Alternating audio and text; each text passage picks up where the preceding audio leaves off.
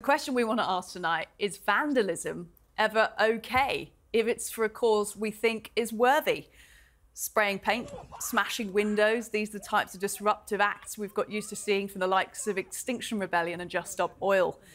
They say it's necessary, all of this, to make the rest of us pay attention to the looming climate catastrophe. Their critics, though, say they're a bunch of loony lefties and the damage they've caused is criminal, outrageous and unacceptable, and it reignites debates about how much protest action we actually allow in our free and fair democracy and where we draw the legislative line. So what about the Blade Runners, the name given to the group of people currently vandalising ULEZ cameras in London boroughs? Them doing this in protest against the low emission zone put in place by Mayor Sadiq Khan. They're being called vigilantes and rebels by lots of media, seemingly more sympathetic to those political aims. And they're not seeing the same outcry to face justice. In fact, Conservative MP Sir Ian Duncan-Smith actually said he backs them, saying, quote, "I am happy for them to do it because they are facing an imposition that no one wants and they have been lied to about it. The actions you are seeing show how angry people are at what is being imposed on them. Sadiq Khan has gerrymandered all the information. People have had enough." Now, all of this begs the question, do disruptive and destructive rebels get a pass if they have a cause that you agree with? And is that a bit hypocritical? Joining me for more on this, to discuss a few topics as well, Thursday's Power Pack, political journalist Ava Santina, TalkTV international editor Isabel Oakeshott, and TalkTV presenter Richard Tice. All three of you, good to have you in.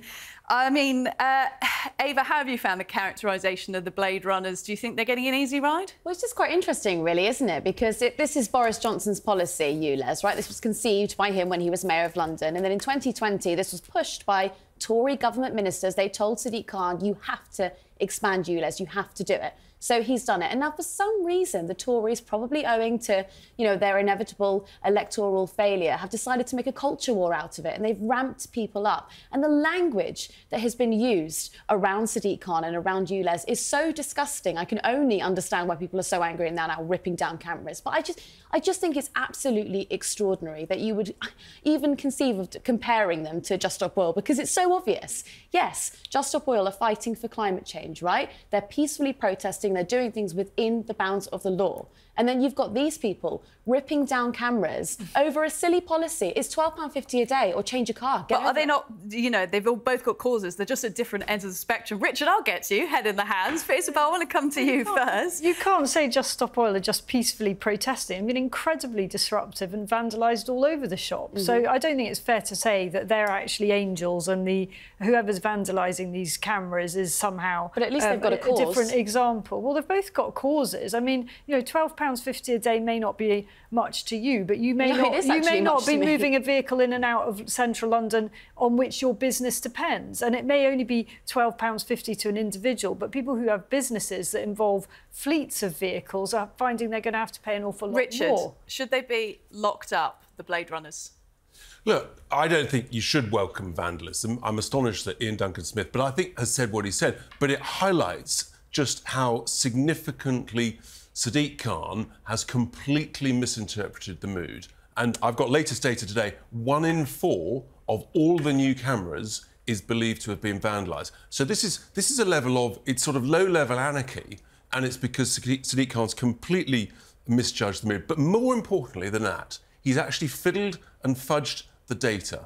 So that, I mean, the truth is, Imperial College have confirmed that it makes no difference whatsoever to the air pollution in terms of the particulate data, and in terms of the nitrogen dioxide, less than 3%. It's exactly true. No, because Shirley Rodriguez tried to change the wording of the Imperial College report, and they refused to do it. Well, we're not listening to the experts anymore. But, look, there's been a dramatic reduction in pollution. You see, I'm sorry, you talk about discussing language. That is a lie, Ava, and you cannot do it. And for you to say it's only £12.50, nurses on night duty, it's £12.50 on the way in, it's £12.50 on the way. 25 quid. Nurses trying to save lives in the NHS. The point about whether or not these people, the vandals, should be treated in the same way as Extinction Rebellion protesters, do you broadly agree with that? Actually, there's a massive difference. Why? What Extinction Rebellion have been doing is they've been damaging private property, including thousands of pounds worth of damage to the building that we're in, for example.